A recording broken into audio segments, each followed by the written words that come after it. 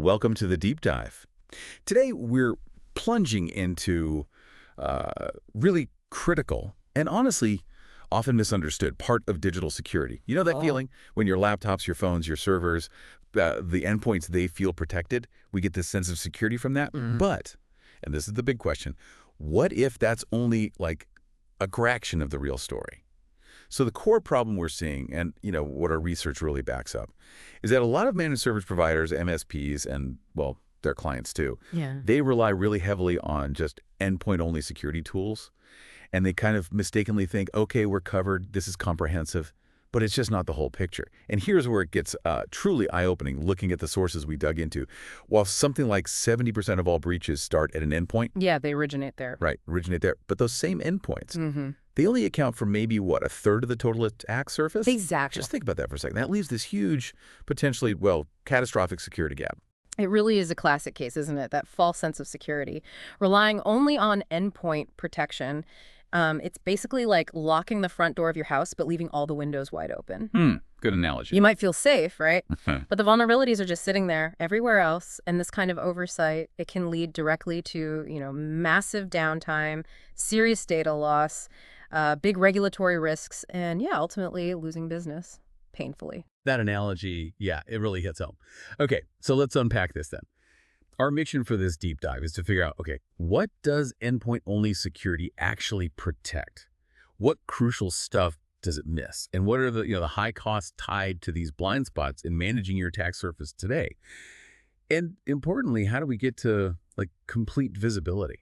So this deep dive, it's really for you if you're managing a network, or maybe you're just really curious about cybersecurity, or perhaps you're even prepping for that big IT strategy meeting. All right, let's start with maybe the clearer side. What do these endpoint-only security tools actually cover? The sources are pretty clear here. Endpoint detection and response, EDR, well, the name says it all right. They monitor and secure those individual devices, desktops, laptops, servers. They're like the digital guards for those specific machines. Exactly right. And EDR tools, they are quite good at spotting suspicious behavior on those devices. They can isolate a compromised endpoint, help with rapid incident response. They're great for detecting malware or, persistent footholds an attacker might set up, other device-level threats. But the challenge, the big, however, is that's where the protection ends. It's really scoped just to that device itself. And this is where the limitations become, well, a critical issue. I mean, locking down devices sounds great. But here's the twist, isn't it? Yeah. What if the real threats, the sneaky ones, aren't even directly touching those traditional endpoints? It makes you wonder, with these blind spots being so fundamental, cloud identity, lateral movement, are attackers just getting smarter? Or have these gaps always been there, just maybe less obvious before? That's a really good question. And honestly, it feels like a bit of both. Attackers definitely evolve, right? They go for the path of least resistance. And what we've gathered from the research, it really spells out what these endpoint-only tools consistently miss. Like cloud environments, huge blind spot. Think about misconfigured cloud storage or maybe exposed APIs, compromised SOS credentials. Right, good targets now. Huge targets, and completely invisible to EDR tools because, well, they're not on a traditional endpoint device. Then you've got network traffic and lateral movement. This is a big one. Without seeing what's happening at the network level, it's basically impossible to spot, let alone stop, attackers moving sideways inside your network once they get that first foothold. So EDR might catch something on one laptop. Exactly. It might catch malware on one laptop, great. But it won't tell you if that same attacker then just, quietly pivoted over to a server or some other device that isn't monitored. Oof. So the breach just keeps going. Silently escalating, yeah. And identity and access abuse, another critical piece. Your endpoint tools, they just can't tell if legitimate user credentials get stolen and then used to log in from, say, a weird location, or if they're used to access resources they absolutely shouldn't be touching. The device might look clean, totally fine, but the identity is compromised. EDR just has no visibility there. Okay, that's a major gap. And we absolutely have to talk about IoT devices and shadow IT. EDR simply can't monitor things like your network printers, smart TVs, security cameras, because they don't run a normal OS where you can install an agent. Right, no agent. No agent. But these things have become super common entry points or pivot points in attacks, often completely unmonitored. Wow. And lastly, think about email attacks. Mm-hmm. Most EDRs, they only really kick in when a malicious payload, like a file, actually hits the device. This means they miss the threat way earlier in the kill chain, that sequence attackers follow. Yeah, the steps they take. Right. So EDR misses the phishing email itself, maybe the credential harvesting website. It lets that initial access happen because maybe no bad file ever actually touched the endpoint directly. That is quite a list of blind spots. Mm-hmm. And it's not just theoretical, is it? I mean, our sources specifically mentioned some common EDR tools: Huntress, ConnectWise EDR, Kaseya Rocket Cyber. And while they're great for their main job, endpoint threats, they do have these documented limitations in the broader areas we're talking about. Yeah. But the research suggests Huntress doesn't natively do network traffic analysis or cover the full cloud picture. Right. Often needs other pieces. Yeah. And ConnectWise EDR is noted for limited network visibility, leaves most cloud stuff unmonitored without add-ons. Kaseya Rocket Cyber, similar story, lacking that full spectrum view, continuous vulnerability management. Now, to be fair, these vendors might offer more through integrations or other modules. Broader platforms exist. But the core EDR modules themselves, they are, by definition, endpoint focused. That's the key takeaway. Okay, so we've identified these sort of open windows in the security house. But what actually happens when someone climbs through one? This is just theory, right? Our sources really highlight the tangible risks, the stuff that really damages client trust, ruins reputations. So what does this mean for your business or for your clients? It means vulnerabilities turning into really costly incidents. Think about misbreach detection. A lot of attack methods now, they don't even need malicious files or traditional endpoints. An attacker could get into, say, a Microsoft 365 account, just using credential stuff, guessing passwords, reusing them. And an EDR solution wouldn't see a thing. Data could be leaking out for weeks, totally unnoticed. Right. Or unchecked lateral movement. EDR might do its job, isolate malware on one machine, good, but it can't detect that the attacker already pivoted maybe to a shared file server or a critical business app. You think the threat's contained, but meanwhile the attacker is doing deeper, often way more significant damage somewhere else. Somewhere you're not looking. Exactly. And we've even seen in the research ransomware starting from an unmonitored IoT device. Imagine a compromised smart device on a client network, like a smart thermostat or a security camera. Right, something seemingly harmless. Yeah. It could launch a ransomware attack, and if you only have EDR, that breach flies completely under the radar because, well, the device doesn't run an OS or an agent EDR supports. It just goes undetected until it's way too late. That's a terrifying thought, right?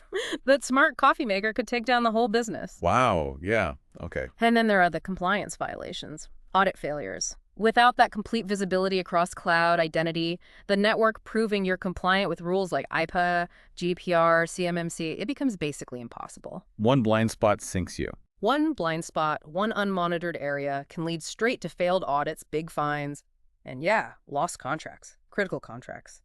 And finally, maybe the most insidious, is client distrust and churn. Clients today, they're smarter about security than ever. They expect you to be thorough. So when they ask, how do I know we're protected beyond just the laptop? You need a really good, confident answer that covers everything. Yeah, you need the proof. Exactly. Without that transparent reporting across the whole infrastructure, you're going to struggle to prove your value, build that vital trust, or even just justify your security costs. All of this really points to that significant high cost of having incomplete visibility across client environments. It's not just about one incident. It's like this systemic risk that can genuinely cripple a business. Precisely. Undetected threats, they almost always lead to extensive downtime, business disruption, and then very costly incident response. And if attackers manage to pull data out, exfiltrate it from cloud apps, shared drives, SaaS platforms, then you and your client could be looking at lawsuits, potentially crippling fines, and those mandatory breach disclosures. Which nobody wants. Nobody. Plus, think about the inefficiency. Trying to manually piece together alerts from all these different siloed security tools, it's incredibly hard. Teams miss crucial threats. Containment gets delayed significantly. And this lack of a cohesive, continuous view across networks, users, systems, it directly leads to failed audits and, lost business opportunities. So let's connect this right back to you, the listener. Your clients today, they expect you to cover all the bases. If you can't confidently show how their cloud accounts, their networks, their identities are secured, well, you're basically leaving, 70% of the attack surface potentially unprotected? Around that, yeah. A huge portion. And when that's the case, confidence, trust, and ultimately your business, it's all definitely at stake. And this is exactly why something like Open XDR has become so essential in today's threat landscape. Attackers aren't just hitting endpoints anymore. They're actively exploiting cloud setups, abusing identity systems, moving laterally through networks you might not even be watching closely. So to counter that, MSPs really have to achieve complete total visibility across their client environments. So Open XDR isn't just another tool in the box then. No, not at all. It's more like upgrading from, say, a patchwork of separate security cameras to one single intelligent control center.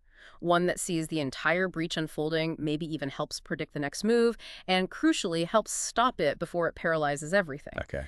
It augments that traditional attack surface management with what we call whole-of-network capabilities. It basically consolidates those siloed functions, EDR, SIEM. That's security information and event management. Right. And AR, security orchestration, automation, and response. It pulls them into one unified view, a single pane of glass, All right. and it uses things like AI-powered analytics, correlation, automation. It moves you from just reacting to single alerts to actually understanding the whole story almost instantly. It really boils down to that core principle. You just can't protect what you can't see. So wrapping this up, we've really explored why just relying on endpoint security, well, definitely important, is also a critical vulnerability. It leaves huge parts of your digital infrastructure exposed and can lead to really significant hidden costs and risks. This deep dive, I think, really highlighted how critical these blind spots are. Absolutely. It's just crucial now to shift that focus, move towards whole-of-network visibility using solutions like Open XDR. In a world where threats change so fast, real protection has to extend way beyond just individual devices. It needs to secure the entire organization truly end-to-end. And this brings us to an important question for you, our listener. Where might your own digital security strategy have blind spots? What does comprehensive protection actually look like for your unique environment, considering the specific threats you face? We really encourage you to think about that entire attack surface. Thank you for diving deep with us today. Keep that curiosity going.